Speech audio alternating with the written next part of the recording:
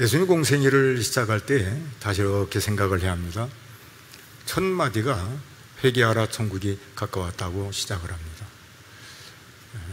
세례 요한도 그가 복음을 전할 때 첫 마디가 회개하라 천국이 가까웠다고 말씀해 주십니다. 기독교의 신앙은 회개함으로 시작이 됩니다. 기독교의 신앙은 이 땅에서 누리고 사는데 목적과 목표가 있는 게 아니라 죄로 말미암아 잃어버린 하나님의 나라, 죄로 말미암아 잃어버린 하나님의 형상을 다시 회복해서 회개함으로 그 나라에 우리가 아름다움을 바라보면서 이 땅에서 천국을 경험하고 맛보면서 그리고 천성을 향해서 나아가는 분명한 목적과 목표가 있는 게 기독교 신앙입니다.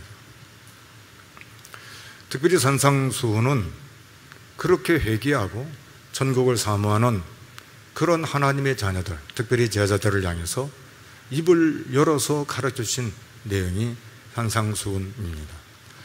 마태복음 5장 1절에 4절에 보면은 많은 무리가 오지만 누구를 향해서 입을 벌려서 말씀하시냐면 제자들을 향해서 입을 벌려서 말씀을 하십니다.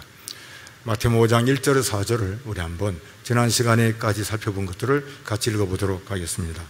예수께서 무리를 보시고 산에 올라가 앉으시니 제자들이 나온지라 입을 열어 가르쳐 이르시되 심령이 가난한 자는 복이 있나니 천국이 그들의 것이며 애통하는 자는 복이 있나니 그들이 위로를 받을 것이며. 천국의 복을 어디서부터 시작하냐면 심령이 가난한 자로 시작을 합니다. 심령이 가난하다는 말은 영적으로 가난하다, 그런 뜻입니다. 이 말은 나를 보는 태도, 나를 보는 자세가 어떠냐라고 말할 때에 나를 볼 때에 정말 나는 죄인으로서 가치가 없고 소망이 없는, 그야말로 영적으로 너무 가난한 자인 것을 아는 거예요. 그런데 왜 이렇게 시작하냐면 이건 우리가 심각하게 받아들여야 할 문제예요. 정말 주님을 바로 믿는 사람들의 그 심령은 항상 내가 굶주리고 배고픔을 느끼게 되는 거예요. 그래서 더 하나님을 사모하고 악몽하고 그야말로 가난한 그러한 이 여인이 주모의 손을 바라보듯이 그렇게 주님을 늘 앙망하면서 바라보면서 사는 거라 이 말입니다. 그런데 신앙생활을 하다 보면 바리새인들처럼 배고픈 줄을 몰라요. 영적인 가난함을 모른다 이 말입니다. 스스로가 자기들은 그렇지 않다 그렇게 생각을 하는 경우들이 많이 있는데 그걸 오늘은 두 예만 들어서 지나가려고 합니다. 요한복음 9장 39절에서 31절에 보면 바리새인들의 모습이 나오는데 우리 한번 같이 한번 읽어보겠습니다. 예수께서 이르시되 내가 심판하러 이 세상에 왔으니 보지 못하는 자들은 보게 하고 보는 자들은 맹인이 되게 하려 함이라 하시니 바리새인 중에 예수와 함께 있던 자들이 이 말씀을 듣고 이르되 우리도 맹인인가? 예수께서 이르시되 너희가 맹인이 되었더라면 죄가 없으려니와 본다고 하니 너희 죄가 그대로 있느니라. 바리새인들은 진짜 영적으로 보지도 못하면서 본다고 생각하는 거예요.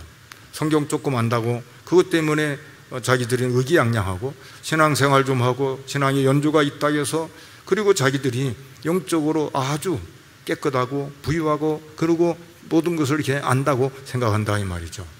그러나 진짜 성경을 알고 믿음으로 사는 사람은 살면 살수록 뭘 느끼냐면 내가 얼마나 가난하고 형편없는 죄인인가를 깨닫게 되는 거라 이 말입니다. 이게 교회에도 똑같아요. 라오디게아 교회가 자기 자신을 볼 때 굉장히 잘못 보고 있는 거라 이 말입니다.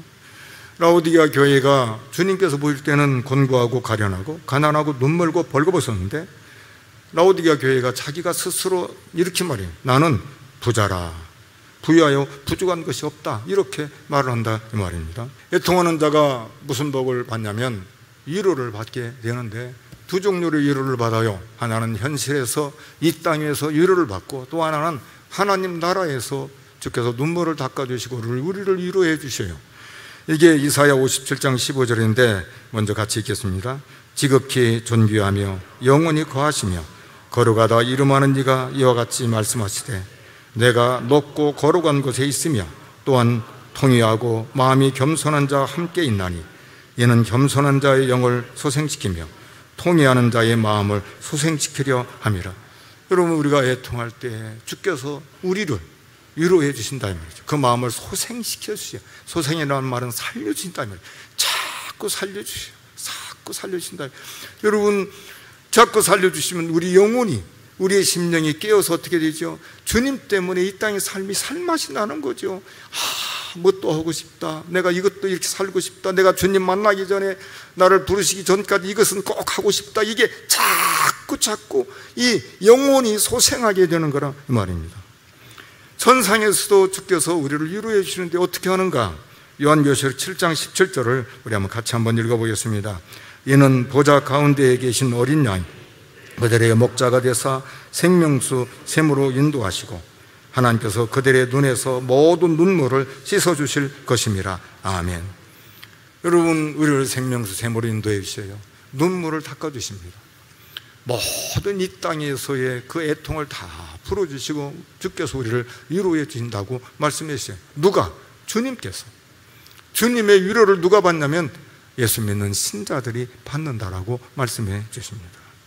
여러분, 우리가 살다 보면 특별히 초등학교 저학년 학생들, 선생님이 이렇게 따뜻하게 한번 이렇게 쓰다듬어 주고 그리고 이렇게 격려해 주면 평생이 남잖아요. 평생이 남아요.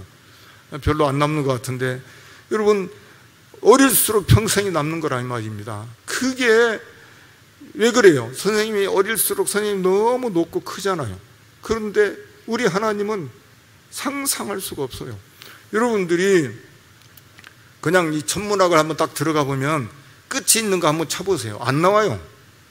끊임없이 이 우주가 확장되어 가는 것을 여러분들이 발견하게 될 겁니다. 하나님이 어떤 분이냐면 여러분이 어느 인생도 그 끝을 발견하지 못할 거예요. 아무리 과학이 발달해도 발견하지 못할 거예요. 왜 그런지, 하나님이 영원하신 하나님이기 때문에 발견을 못해요. 그 어디서도 끝을 발견할 수가 없어요. 그리고 이게 동그랗잖아요. 동그란 게 끝이 어디 있어요? 한번 잘 생각해 보십시오.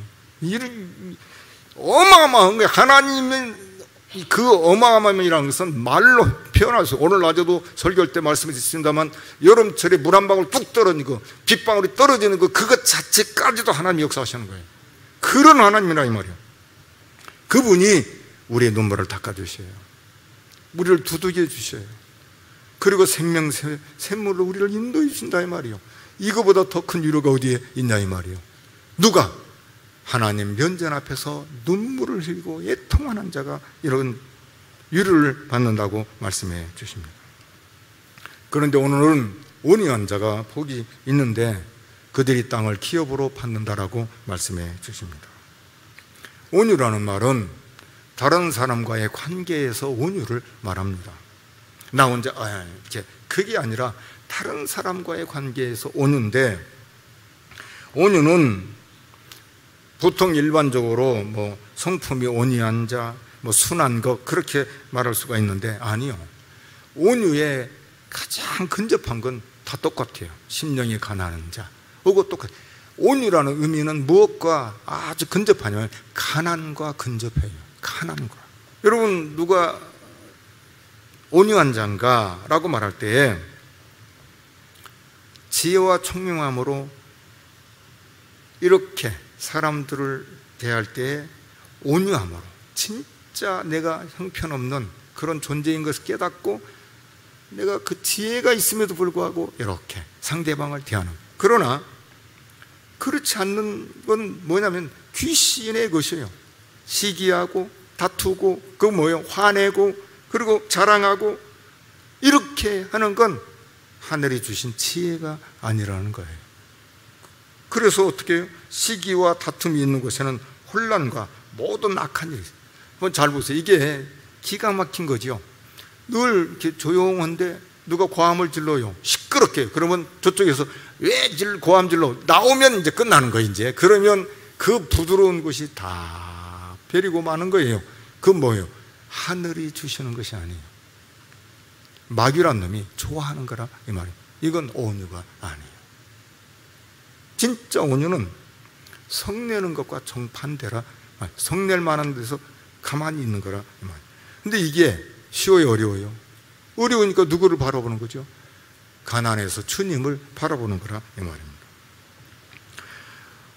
온유와 겸손은 뗄래야 뗄 수 없는 밀접한 관계를 말해주는데 에베소 2장 4장 2절을 보면 이렇게 말해줍니다. 같이 읽겠습니다. 모든 겸손과 온유로 하고 오래 참음으로 사랑 가운데서 서로 용납하고.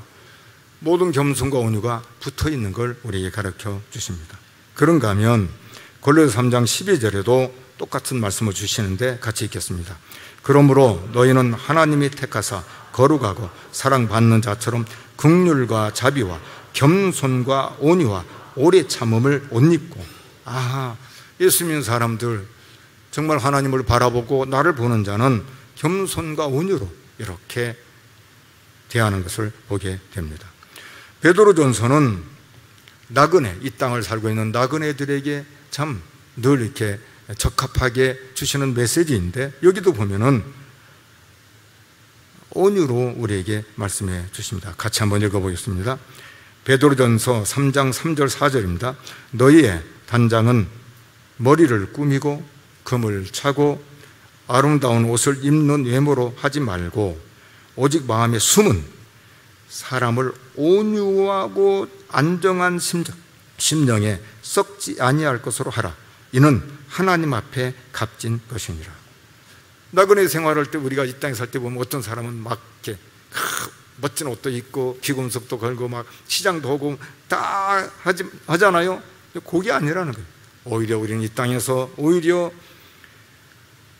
마음에 숨은 온유로 사람들을 대하고 이 세상을 살아갈 것을 우리에게 말씀해 주십니다. 그러니까 온유한 자는 성을 내거나 시기하거나 다투거나 그런 대신 겸손으로 사랑과 관용을 조용히 베푸는 사람이라고 말해 줍니다. 그런데 이 온유함이 누구의 성품이냐면 예수님의 성품이라고 말씀해 주십니다. 고린도후서 10장 1절, 아까 베드로전서는 성경 구절이 많아가지고 빼먹었을 거예요. 그러니까 온유함으로 통과를 하는 거예요. 잘 알아들으면 웃을 텐데 못 알아듣는 것 같아서 좀 웃어봐요. 좀 이렇게 온유함으로 통과를 해요. 그 다음에 고린도서 10장 1절, 이건 있지요? 예. 고린도후서 10장 1절인데 1장 10절로 거꾸로 했네. 이것도 온유함으로 통과를 합니다. 제가 읽어드릴게요.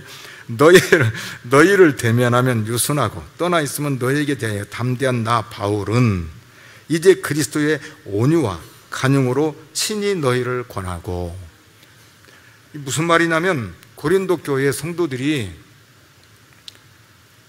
조금 문제가 많아요. 문제가 많으니까 고린도 교회 성도들한테 편지를 쓸 때에는 아주 강하게 이렇게 지적해요. 근데 이렇게 대면할 때는 그렇게 못 오고 부드럽게 이렇게 한다 이 말이죠. 그런데 이 바울 사도가 이제 고린도후서를 쓰면서 마무리를 하는 중에 뭐라고 하냐면 그리스도의 온유와 간용으로 친히 너희를 권한다. 이렇게 나도 이렇게 너희들 만나면 막 부드럽지만 그럴 때는 강하게 하는데 아니, 내가 진짜 주님의 온유와 관용으로 너희를 대한다. 이렇게 말해주고 있다 이 말이죠. 주님의 온유예요. 이게 어디에서 피크냐면 마태복음 11장 28절 29절 잘 아시는 구절이죠. 같이 읽겠습니다. 수고하고 무거운 짐진 자들아 다 내게로 오라. 내가 너희를 쉬게 하리라. 나는 마음이 온유하고 겸손하니 나의 멍에를 메고 내게 배우라. 그리하면 너희 마음이 쉼을 얻으리니 이는 내 멍에는 쉽고 내 짐은 가벼움이라 하시니라. 아멘. 제가 30절까지 다 읽었습니다. 예수님의 온유가 어디서 나오는가? 겸손함에서 나와요. 나는 마음이 온유하고 겸손하다. 이렇게 말씀해 주십니다. 그런데 이 겸손의 절정이 어디냐면 십자가에서 나타나게 되는 겁니다. 이게 빌립보서 2장 8절인데 우리 한번 같이 읽겠습니다. 사람의 모양으로 나타나사 자기를 낮추시고 죽기까지 복종하셨으니 곧 십자가에 죽으심이라. 아멘. 여러분, 주님께서 하나님이신데 자기를 낮추셔서 인간의 몸으로 오시고, 인간의 몸으로 오셔서도 가장 끔찍한 형벌 십자가에 복종하셨다, 이렇게 말씀을 해 주십니다. 여러분, 주님의 겸손은 십자가의 죽으심으로 절정에 이르게 되는 거죠. 이렇게 볼 때에 예수 믿는 사람들이 어떻게 해야 되는가? 온유해야 될 것을 가르쳐 주십니다. 이 부분은 부끄러워요. 살면 살수록, 말씀을 이렇게 대하면 대할수록 참 부끄러운 생각이 참 많이 든다, 이 말이죠. 왜냐하면 저도 어떤 부디를 보면 버럭 이렇게 화를 내고 이건 아니라고 하고 큰 소리를 치고 막 이렇게 하고 싶은 마음도 많이 있고, 또 실제로 그렇게 또 살았고, 이런 거 볼 때에 다시 돌아와요. 여러분들이 요즘에 MZ세대를 놓고 말을 해서 그들이 변화가 되냐? 아니라는 거예요. 무엇으로 변화가 되냐면 온유함으로 그래 하고, 온유함을 할 때에 그들이 생각을 하고 돌이키게 되는 거라, 이 말입니다. 이런 부분들을 오늘 교회가 많이 생각을 하고 우리가 살아가야 될 것을 우리가 오늘 말씀을 통해서 깨닫게 되는 거예요. 자녀들을 대할 때도 마찬가지죠. 지시를 하고 손가락질을 하고 뭐를 할 때에 아이들이 그것에 대해서 잘못된 걸 알지만 변하느냐? 그렇지는 않는다, 이 말이죠. 그걸 온유함으로 받아들이고, 그리고 온유함으로 이렇게 대할 때에 스스로가 생각해서 그 온유함 속에 이렇게 같이 오게 되는 거라, 이 말입니다. 오늘 한국의 기독교 말세를 살고 있는 이 시대에 오늘 교회의 모습이 과연 어떤 모습일까? 교회가 너무 세상의 풍습을 따라가요. 세상이 이렇게 하니까 교회도 같이 와 하고 따라가고, 세상이 법정에 고발하니까 우리도 와 하고 고발하고, 도무지 교회의 온유함이라는 게 없는 거예요. 여러분, 그것이 결코 아니라는 걸 우리는 알아야 되는 거라, 이 말. 우리는 늘 생각을 해야 될 게 있어요. 사람을 변화시키는 건 사람이 결코 아니고, 주님을 닮은 사람 때문에 우리가 또 다른 사람이 변화가 되는 거라, 이 말입니다. 그러니까 결국은 주께서 변화를 시키는데 누구를 통해서 변화를 시키고 또 새로운 생명이 탄생되냐면 주님을 닮은 그런 온유한 사람을 통해서 이렇게 역사가 이루어지게 되는 거라, 이 말입니다. 여러분, 벌써 8시 27분이니까 이제 중간을 다 빼고, 그러면 어떤 복을 받는가? 땅을 기업으로 받는다, 그렇게 말씀해 주십니다. 그래서 시편 37편 11절을 아까 읽었지만 다시 읽어보도록 하겠습니다. 이걸 인용을 했으니까 우리 한번 시편 37편 11절 맨 초도에 나오는데 좀 방송실에서 헷갈릴 거예요. 어디에 있는가 찾으라고 한번 찾아보세요. 앞에 부분에 있으니까. 나왔죠? 같이 읽겠습니다. 그러나 온유한 자들은 땅을 차지하며 풍성한 화평으로 즐거워하리로다. 자, 잘 들으세요. 이 본문이 어떤 본문이냐면 시편 37편은 억울한 내용을 하나님 앞에 하소연하는 내용이에요. 왜냐하면 악인들이 너무 잘 되는 거예요. 그래서 시편 37편 1절이 이렇게 시작해요. 같이 한번 읽어보겠습니다. 악을 행하는 자들 때문에 불평하지 말며 불의를 행하는 자들을 시기하지 말지어다. 시편 37편은 악인들이 너무 잘 되는 거예요. 형통하고. 그러니까 이 예수를 믿는 사람이 죄는 질 수 없고, 그러니까 막 화가 나니까 하나님 앞에 하소연하고, 이럴 수가 있습니까? 막 이렇게 한다, 이 말이죠. 근데 시편 37편을 이렇게 잘 살펴보면 1절부터 이렇게 구절구절 나가면서 11절까지 가면 온유한 자가 땅을 차지하게 되는 그 하나님의 그 역사를 보게 되는 거라, 이 말입니다. 여러분, 시편 37편 1절에 보면 불평하지 말라, 악을 행하는 자들 때문에 그들 시기하지 마라, 이렇게 말씀하셔요. 시편 37편 18절에는 땅을 기업으로 받는다, 그게 아니라 그들의 기업이 영원하다, 그렇게 기업이라는 단어로 써요. 같이 읽어보겠습니다. 여호와께서 온전한 자의 날을 아시나니 그들의 기업은 영원하리로다. 아멘. 기업이라고 말씀입니다. 기업. 땅을 온유한 자는 복을 받는다고 말씀하면서 땅이 그들의 것임이라 이렇게 말해줘요. 근데 이걸 기업이라는 말로 싹 바꿔요. 이건 하나님께서 아브라함에게 약속하신 거예요. 가나안 땅을 기업으로 주겠다, 이렇게 약속을 하셨어요. 이게 신명기 4장 38절인데 같이 읽어보겠습니다. 너보다 강대한 여러 민족을 내 앞에서 쫓아내고 너를 그들의 땅으로 인도하여 들여서 그것을 내게 기업으로 주려 하심이 오늘과 같으니라. 아멘. 그러니까 아브라함에게 땅을 주시는데 그게 뭐냐면 기업이라는 거예요. 기업.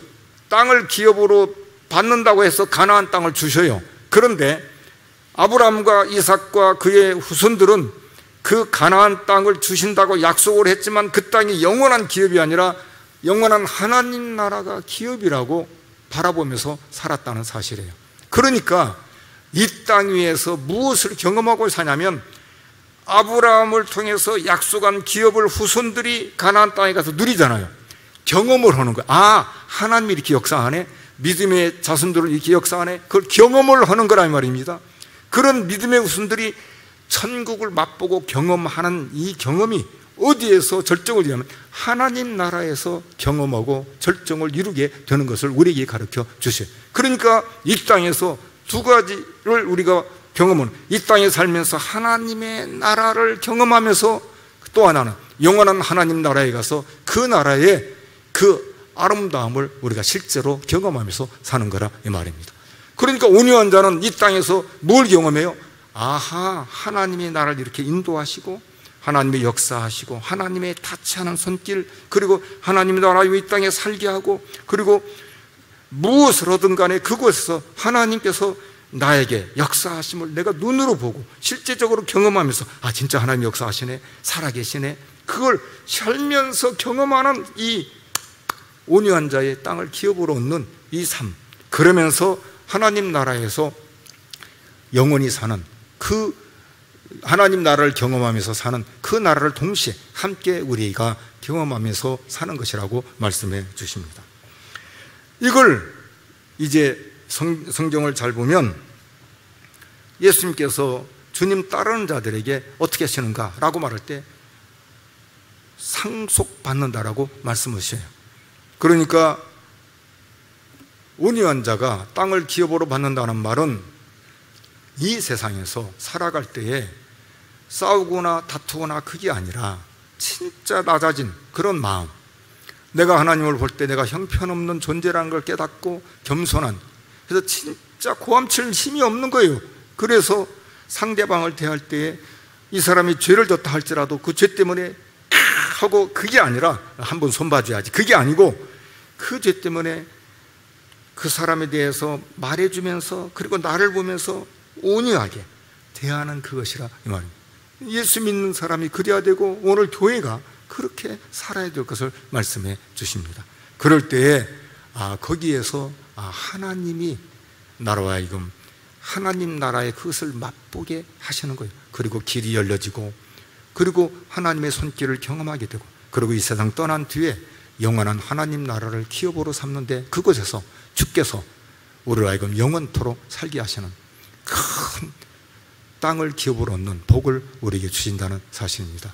오늘 우리 교회가 어떤 일이 있어도 온유해서 큰 소리 치거나 어떤 상대방이 허물을 보고 그것 때문에 막 잘됐다 그게 아니라 아픈 마음을 가지고 그 사람을 어떻든 살리기 위해서 노력하고 애를 써서 진짜 우리 교회가 많은 사람들을 주 앞에 이렇게 인도하고 그걸 하나님의 역사하심을 내가 경험하면서 진짜 이런 큰 기쁨, 즐거움, 천국을 맛보며 사는 그런 우리 교회와 성도들이 다 되기를 바랍니다.